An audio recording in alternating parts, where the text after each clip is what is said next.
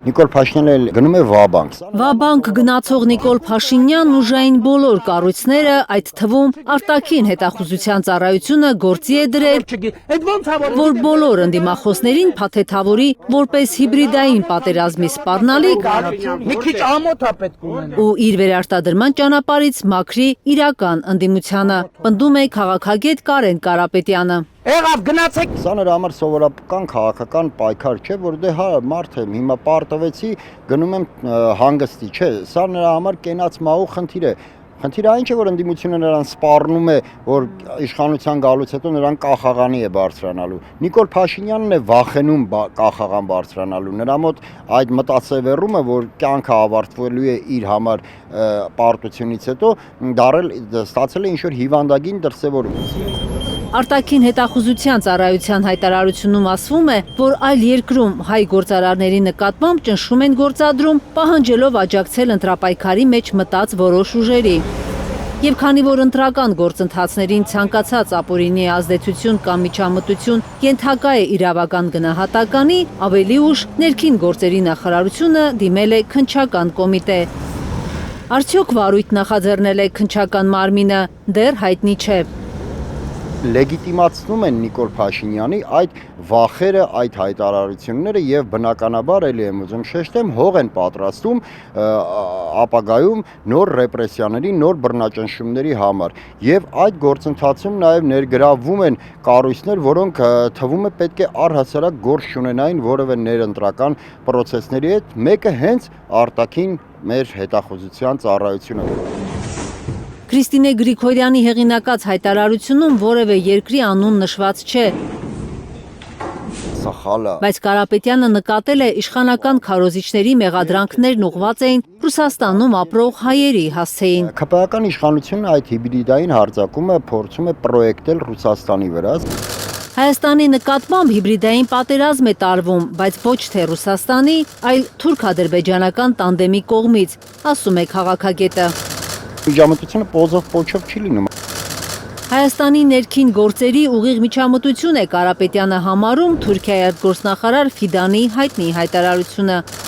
Թուրք պաշտոնյան ըստ էության ասել էր, որ 2026-ի ընտրություններում Հայաստանի վարչապետի իրենց նախընտրելի թեկնածուն Նիկոլ Փաշինյանն է։ Օտար երկրյա բարձրաստիճան պաշտոնյան բաց տեքստով ողջունում է մեկ այլ պետության թեկնածուին եւ փոխանակ Հայաստանի Հանրապետության արտգործ նախարարությունը հանդես գալ բողոքի նոտայով կոչ աներ, որպեսի Ֆիդանը չմիջամտի Հայաստանի ներքաղաքական կյանքին, մենք տեսանք լրիվ հակառակը Ալեն Սիմոնյանը ազգային ժողովում լրագրողների հետ ճեպազրույցի ժամանակ շնորհակալություն հայտնեց Ֆիդանին։ Քաղաքագետը ընտրություններին ուղիղ միջամտություն է համարում նաև Փաշինյանին գոտե պնդող Եվրամիության հայտարարությունները, ինչը նաև ֆինանսական աջակցության տեսք է ստացել։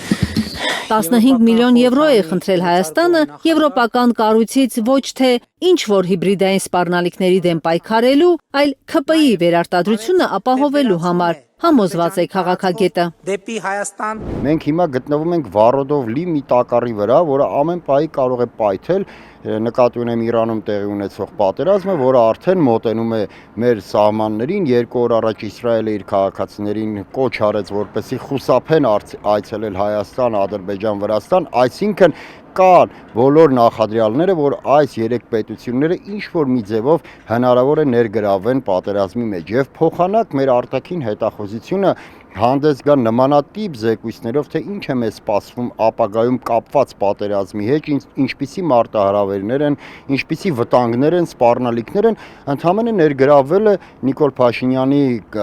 քարոզարշավին, ընդհանրապես դարել է ՔՊԱ-ական գործիքակազմից մեկը, որի միակ նպատակը վերարտադրվելն է։ Քաղաքագետը համոզված է, Փաշինյանն այսօր ամենաշատը սարսափում է հանրային կոնսոլիդացիայից։ Եվ հենց սա հաշվի առնելով, ընդդիմադիր այն ուժերը, որոնց նպատակը Փաշինյանին իշխանազրկելն է, պետք է ճիշտ հաշվարկներ անեն։